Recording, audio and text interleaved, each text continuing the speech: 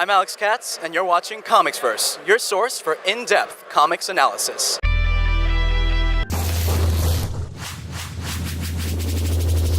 Now, I'm here with legendary recording artist Darryl DMC McDaniels. Now, you may know him from the group Run-D.M.C, but more recently his fame has come from his graphic novel. Now, can you talk about that? Well, people always ask me, DMC, why the hell are you doing a comic book? First of all, I didn't want to be another rapper just because I had a hit record thinking I could do something else. This isn't a business venture. This isn't me trying to be famous in another area.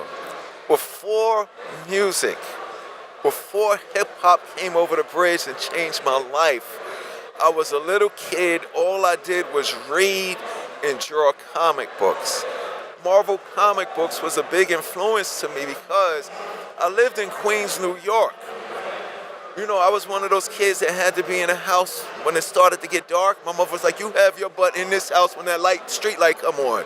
So Marvel was appealing to me. DC was cool, Metropolis, Gotham. But Marvel was appealing to me because it was really New York. It showed me places in New York I heard about that I couldn't go to because I was little.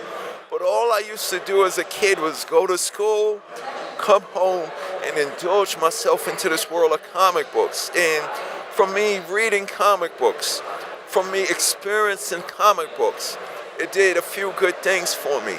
It made me excel in school, because even back in the 60s and 70s, you had that misconception, something wrong with the kids that read comic books. But because I was reading, I excelled in my studies.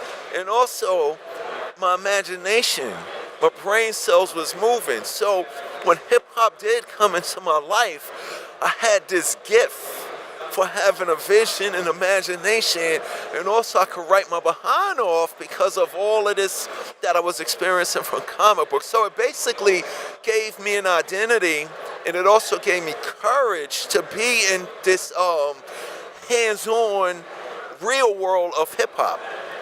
Now, something I was really impressed with in your novel was how authentic you made New York seem.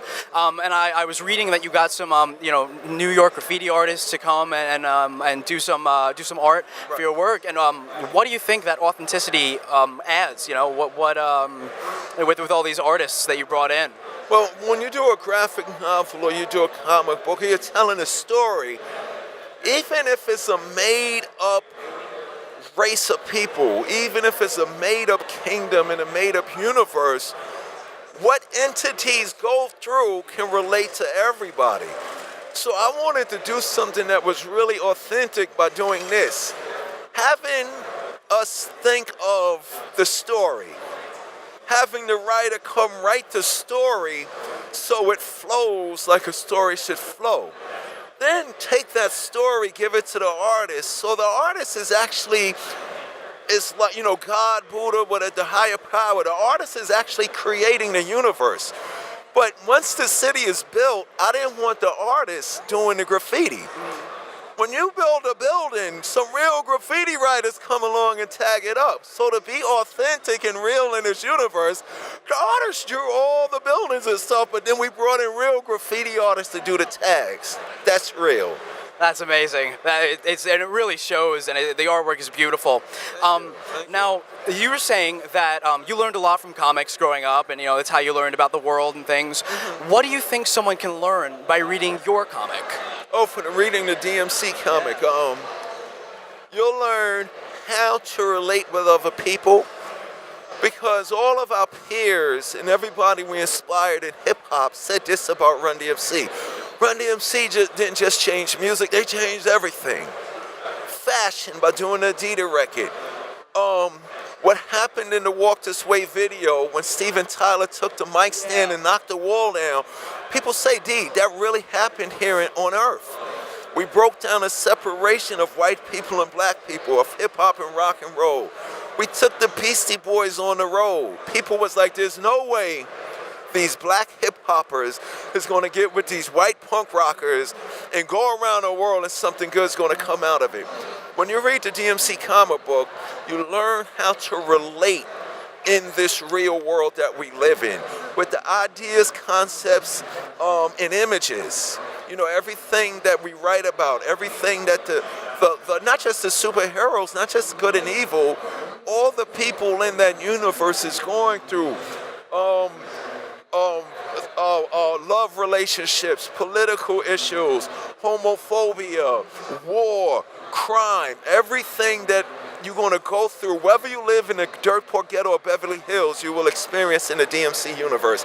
Basically, it's real. With no holds bars, we don't sugarcoat anything, but also we don't over dramatize anything anyway. So, you know, when you looked at DMC, I never was in a gang. I never sold drugs.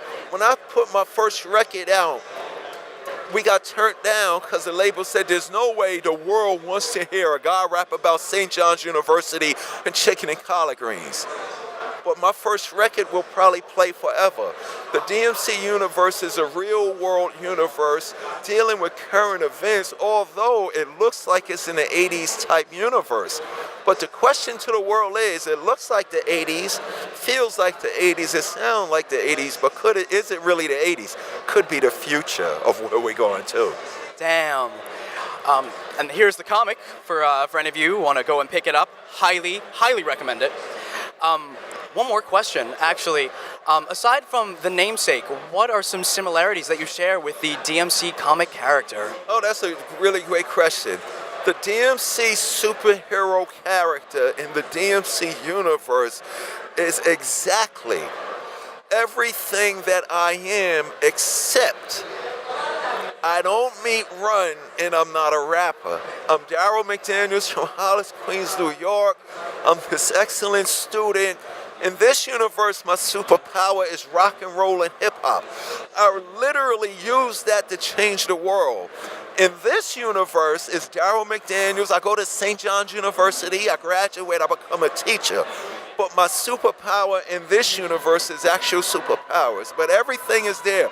Bifrost, my mother. Banner's my father. Everything. That is absolutely outstanding. Thank you so much for your time, and please go ahead and pick up this comic at your local retailer whenever you get a chance. I'm Alex Katz, and you've been watching ComicsVerse.